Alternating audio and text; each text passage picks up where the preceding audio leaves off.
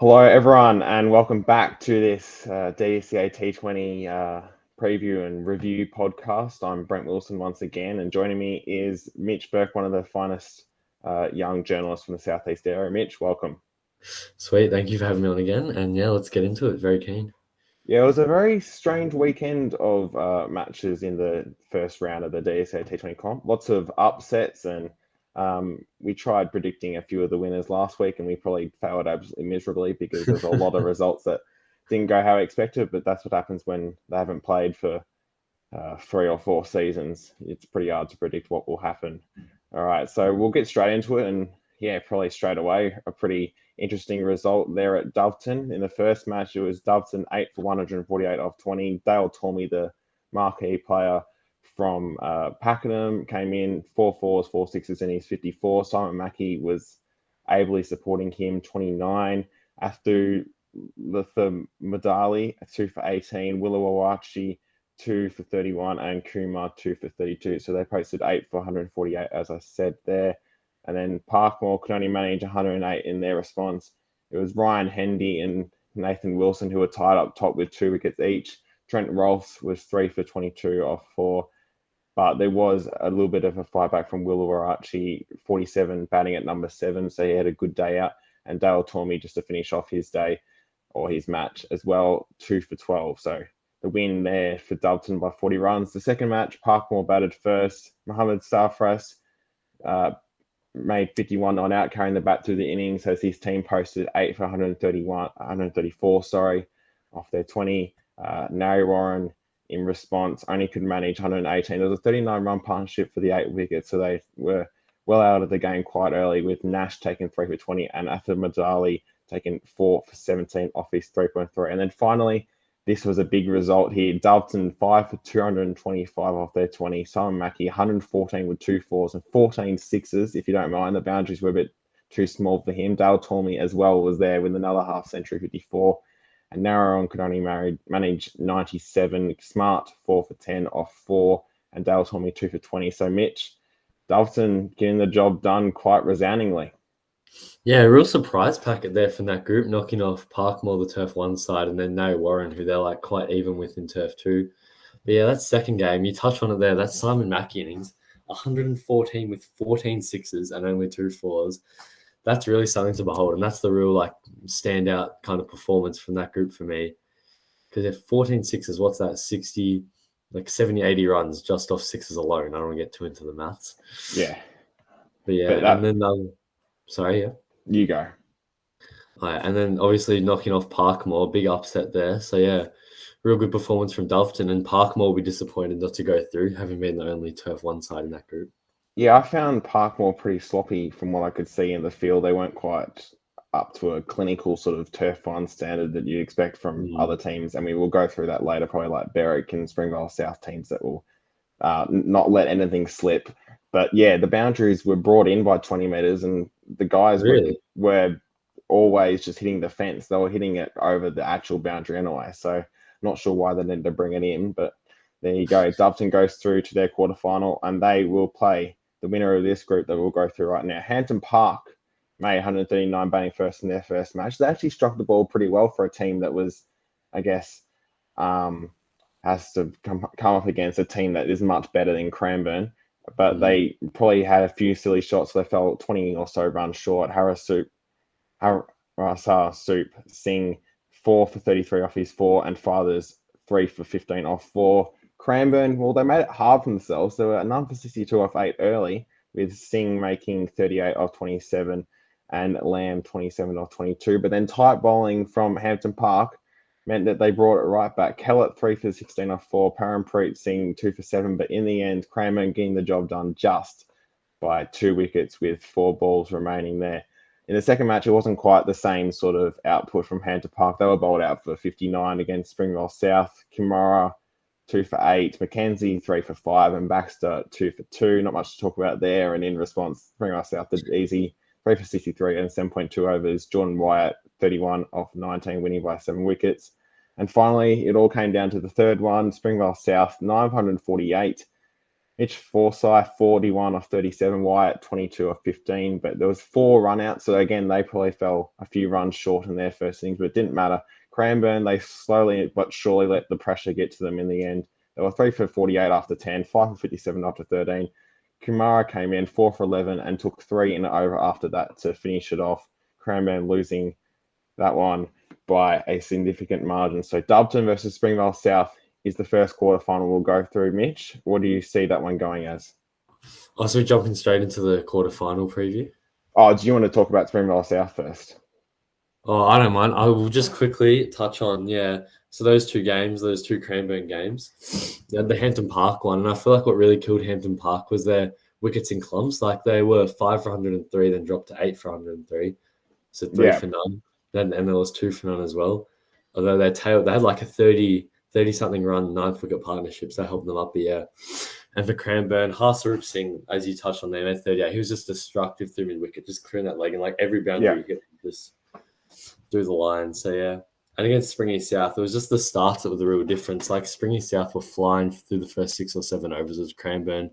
They only went at like 4 or 5, and were just kind of chasing the game from there, and never really got going. But yeah, the run-outs wasn't exactly Springvale South at its best, but otherwise, apart from that, they seemed pretty clinical and seemed to do everything right for a team in Turf 1. So yeah, it is Dubton versus Springvale South in the quarterfinal. Dubton, obviously, a Turf 2 team, and Springvale South, a Turf 1 team. So Springvale South, you'd think, would be clinical enough in this one. Yeah, Springvale South, like they're reigning Turf 1 premiers. They're just going to be the team to beat of the competition, I'd say. And there's nothing that we've seen so far to disprove that. But yeah, Jordan Wyatt, you touched on him. He hasn't been dismissed below 20 all year, been really consistent. And he's averaging 52 across the T20s in Turf 1. And yeah, a couple of bowlers for Springy South that have been real dangerous. Blade Baxter, he had 2 for 2 and 2 for 13. He crossed I think the season before last from Ormond in subbies. But he's not familiar with this comp. I remember he was Berwick's marquee player for quite a few years when he was playing over in the sub-districts.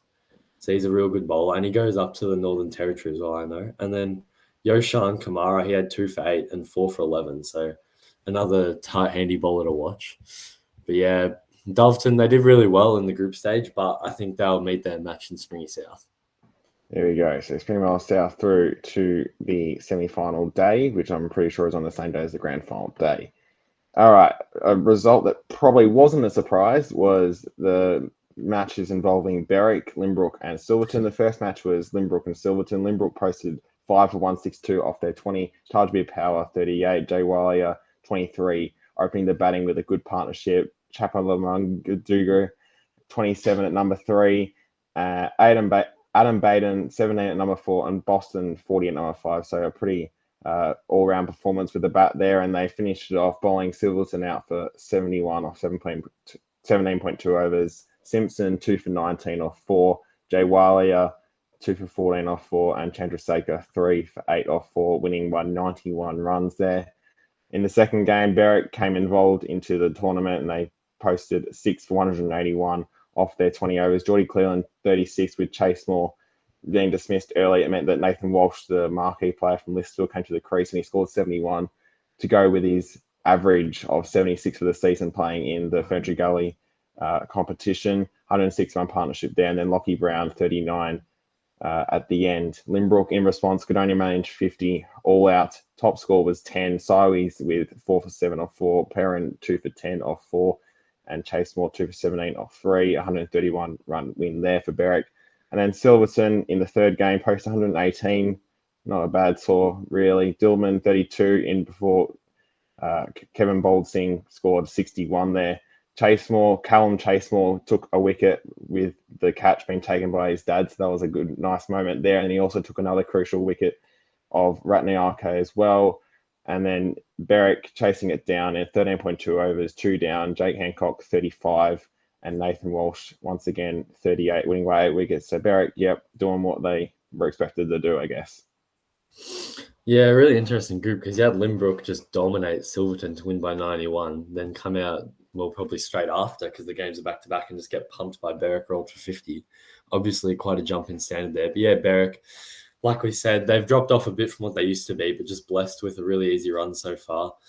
And when you've got players like Andrew Perrin and who's the marquee? Nathan Walsh. And then you've also got Jake Hancock. So like those kind of high caliber players, Matt Chasemore as well, those four, that's enough to paper over like the weaker, lower elements of the team. And you got younger blokes like Riley Size standing up, taking 4 for 7. So yeah, Berwick threw pretty comfortably there. And they'll take on Springvale, who in their first game, well, they secured their spot in the quarterfinals in the first two games. In the first one, it was 873 off 20 that they posted. Badzoka, 40 off 27. Madishan, 65 off 40, alongside Mudiang Salaj, 33 off 20. It was Otto with 4 for 27 off 4 for Keysborough. In response, Keysborough, 957 off their 20. Dura, 32 off 25. Otto, 42 off 40. Fernando, 39 off 19 at the end, trying to get it done after they fell to 4 for 74. But then they both fell with a score on 131. And that was basically it. Mendes taking 3 for 31 off his 4. So Springvale securing the win by 16 runs. In their second match, Dandenong West posted 127 off their 20, or not 20 overs because they were bowled out earlier. Kulasakura and Bandara again had to do most of the work. Kulasakura with 66 off 43 and Bandara 28 off 28. Madishan once again took wickets, 3 for 21 off 4, and Mendes again also 3 for 37 off 4. But Dandenong West, they were 3 for 4 at one stage. Obviously, Kulasakura and Bandara did their best to get some respectability, but it wasn't enough. Springvale, 4 for 128 off their 19.2 overs, chasing down with 4 balls to spare. Mendes, 58 off 46 at the top, and Madishan, 31 off 46, just seeing it home nicely. They still did need 15 off 2 overs, but they did score 11 off that second last over to all but win the match there. And then that meant that Springvale already threw the game that didn't matter. Keysborough, 147 off 17.3. O'Brien, 50. Basher, 3 for 18. Bandara, 3 for 24. And in response, 648 for Dandenong West, chasing it down, 3 for 18. They were at one stage, but Nuance Kulasakura once again getting it done, 59 off 25, with B. Howarth 25 off 22. So a win there by 6 wickets for Dandenong West, but it's Springvale who were too good in the first 2 games to get through. Yeah, real surprise packet there, Springvale. I can remember from the predictions I had Danny West going through, so wrong one there. But yeah, because they're sitting 5th in Turf 3 right now, so to make the quarterfinals, great achievement for them as a club. So congratulations to them. But yeah, knocked off Danny West, who are leading ladder in Turf 3, and with those 2 internationals, Kulasakura and Bandara. So that was a real surprise. And a player I want to touch on is, I think you mentioned his name there, Mudiyan Salaj. Took 2 for 7 off 3 against Danny West, and his 2 wickets, both Malinga Bandara and Nuwan Kulasakura. So very, very handy day out for him in that game. But yeah, Springvale South, they've snuck through to the quarterfinals, but a very tough game against Berwick. Oh, not Springvale South, Springvale, sorry. Yeah. Snuck through the quarterfinals, but they come up against Berwick, and you'd expect Berwick to be too good for them there. Yeah, but Springvale did give it a good go, and I'll say that congratulations to them on getting through against some more fancied opponents. We got those tips wrong, but whatever, that's fine. I think we'll get this one right. Berwick should win that one. Third group, well, here we go. The story of the day, I guess, was Buckley Ridges, Coomera, and Narre South. We'll go with Buckley Ridges and Coomera first. The Ridges posted 6 for 249 off their 20 overs at Park Oval. They were in a little bit of trouble early at 3 for 41, but then Benny Wright, 122 off 49. Hobbs, 58 off 33. That meant that they got to that massive total, and Coomera could only manage 97 off their 16.2. Supreme made 36 off 24, but no one else going with him. Dinesh, 3 for 21 off 4. Priestley, 2 for 18 off 3. And J.R. Ratner, 2 for 2 off his 1.2. Buckley Ridge is getting a 152-run win first up. And then this was the big story. Narre South, 3 for 365 off their 20. And we'll go through this one quite quickly if we can. Mendes, 116 off 33. Morteza, 103 off 40. Jenna missed out, 5 off 7. And then Harsha De Silva, 88 off 28. And Hardy, 41 off 14. So, yeah, 365 for the loss of 3 wickets in their 20. Kimura obviously getting nowhere near that. Still made 137. Hard, 56 40 off 47. Woodbridge, 35 off 30. And Hussaini, 4 for 18 off his 3. A 228-run win there. Buckley Ridges in the third match, another 200 plus score, 239 for the loss of 5 wickets. Orst, 46. Joe Rutner, 33. Benny Wright, another big knock there, 97. And Davies, 57, and it did say off 13 in the book, but no one else had ball space, so it might have been just someone added it in for the sake of it. And then Narrow South, they got within 56 runs, but that was all it was. Johnny Jenner, 84 off 31. And then the second highest score was 19. Hussein Ali, 2 for 34, and Davies, 4 for 32. But Mitch, even though Narrow South had the biggest score of the day by a fair margin, it was Buckley Ridges who got through. Yeah, really like Park Oval, obviously, really small ground. And some people will complain and say one's cricket shouldn't be played there, but why not? Especially in the T20 comp, bit of entertainment, high scores, and like scores like that bring some exposure to the league. So I think it's a good bit of fun there. But yeah, 3 for 365 from Narrow South. That is just unheard of. And I just whacked it in the calculator then. Run rate of 18 throughout the entire innings. So that's what the maximum you can get from an over is 36. I've gone half of that every single over on average. Just wild stuff. And you look through some of the scores. Where are we here? Here we go. Look through some of the scores for them. You had what?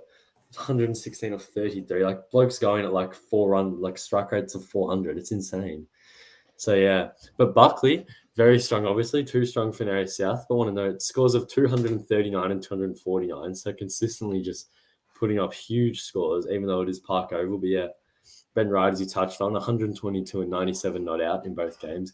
It's absolutely great day for him. And he plays county cricket for Glamorgan, I believe, and he's also represented England's under-19s.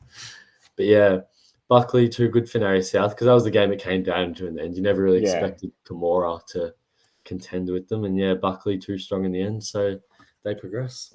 I will say it does sort of feel like with such a small ground that the advantage went to the team batting first. If you put on a score that's big enough, like 239 against Narrow South, they're just not going to get there. It's just going to be too hard with the pressure of it alone.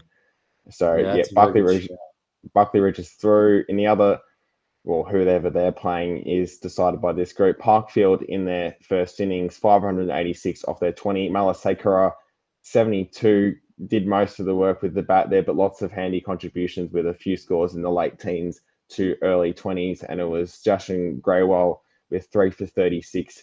The standout bowler for Berwick Springs in their innings, 137 off 18.5. Arya Dasa, 33. And then he was the marquee from Lang Lang, I should add. Liam Kerford as well, 30 at number 5. But it was D'Souza, 3 for 24 off 4. And Malasekera, 3 for 20 off 3.5. Finishing it off what he did in the batting innings with the bowling innings. A win there by 49 runs for Parkfield. In the second game, Berwick Springs 132 off 18.3 overs. Kawaja took 4 for 28. Kazukaza 2 for 30. And Vora, well, he did score 48 off 36 after some early work by those two aforementioned bowlers. But 132 didn't seem like enough. It was enough in the end. Fountain Gate were none for 28. Then there were 4 for 28. So that didn't help them. Premi 34 off 35. Mirane 20 off 19. And Kumara 29 off 18, try to restore some respectability. Greywell once again 4 for 11 off 3.1, but Fountain Gate 121 all out, losing by 11 runs. And in the final match, Fountain Gate 9 for 128 off their 20.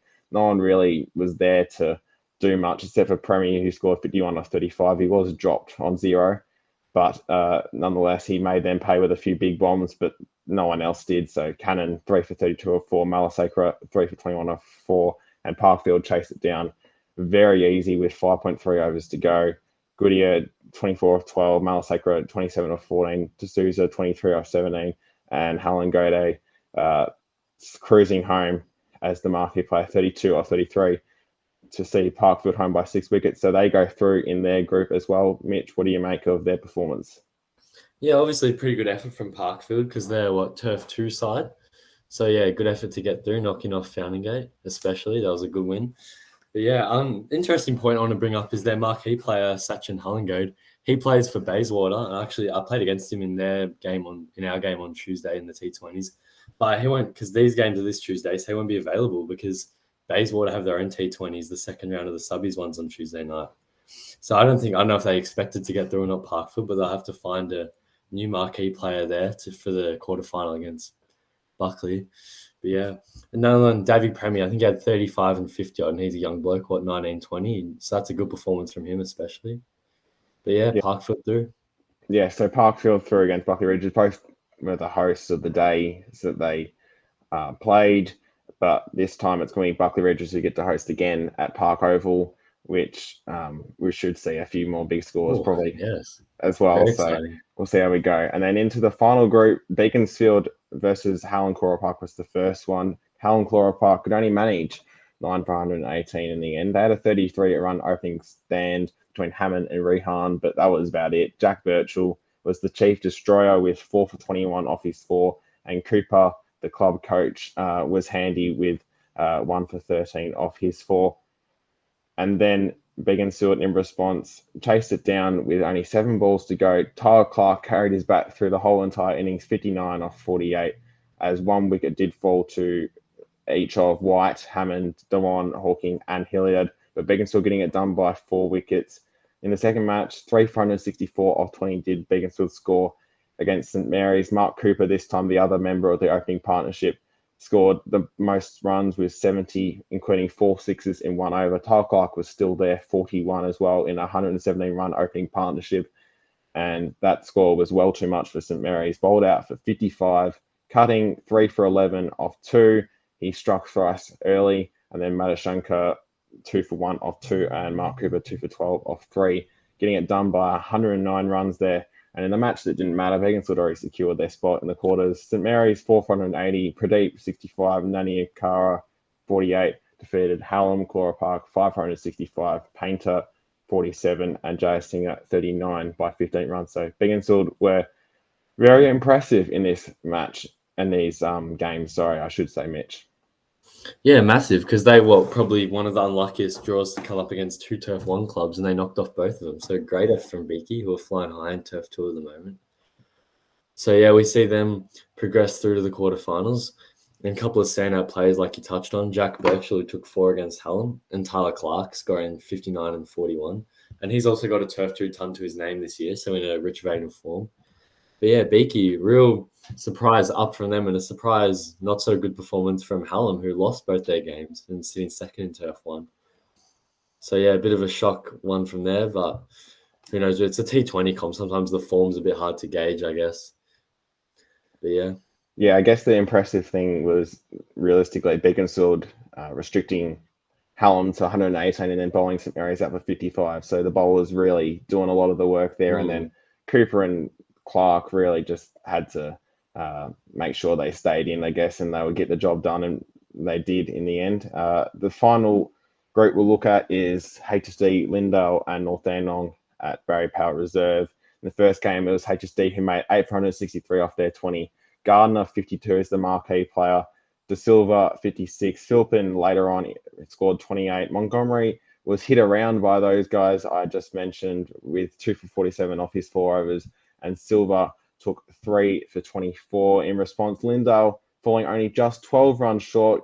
It was Girish Chopra who scored 69, so scored the bulk of the runs. And Ryan Patterson, I should say, cleaned up with 3 for 16 there. HSD in the second match posted 142 off their 20 overs against North Dandenong. Gardner again, French this time, opening the batting in a 71-run partnership together. They did lose 4 for 15 there, so it was up to Patterson to get some respectability back to the total with his 28 off a lot of balls. Almdo Raza, 2 for 17 off 3, and then 5 other single wicket bowlers. So a good bowling performance there from North Dandenong.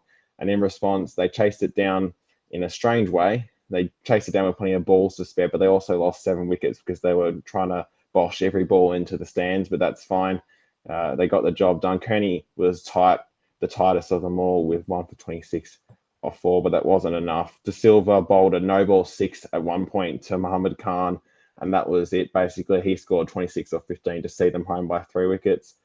And in the final match, North Dandenong batting first, made 133 off their 19. Dinza batted well at the top of the order, 46 off 25. The spinners brought about the false shots, including Fernando, 4 for 22, Somawira, 1 for 9, and Silva, 2 for 34.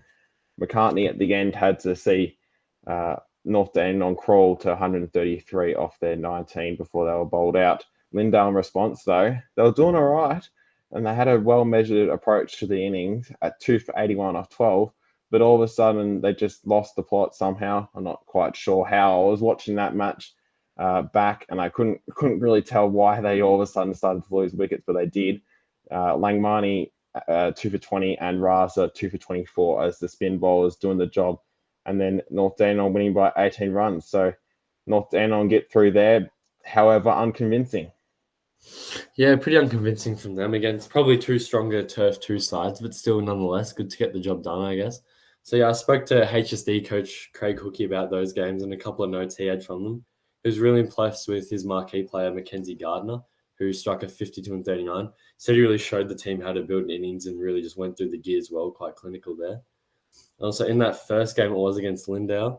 They dropped Trey Under Silver first ball, and he went on to make 56, so a bit of a big moment from that one as well. And yeah, against North Dandy, they had them in trouble at 6 for 79, chasing 142. But then he said in about that 7 to 10 balls after they took the 6th wicket, North Dandy just took the game away from them there. So yeah. So this is probably the best match of them all, I guess, for the quarterfinals. Beaconsfield versus North Dandenong. North Dandenong had to play, as you said, they're second and third in Turf 2 table, but now they have to play first on Turf 1 table at their home ground in Beaconsfield. How do you see this one going? Yeah, well, I'm actually going to mix up the predictions here because we've gone boring, just the Turf 1 team winning every game this one. And I think you're obliged to agree with me here, being a Beaky player. But I think Beaky are going to knock them off and get through to the second round.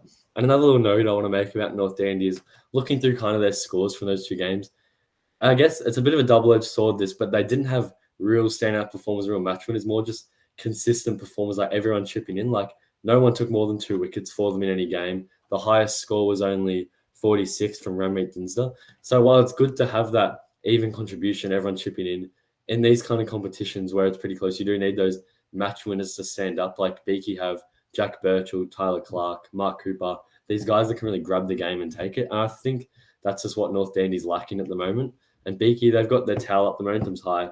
They already knocked off 2 Turf 1 teams, and especially Hallam, who are second. So there's no question of if they have the ability to beat these higher ranked and better sides, I guess. So I think Beaky as the upset, playing really well, great cricket, and I think we'll see them move through.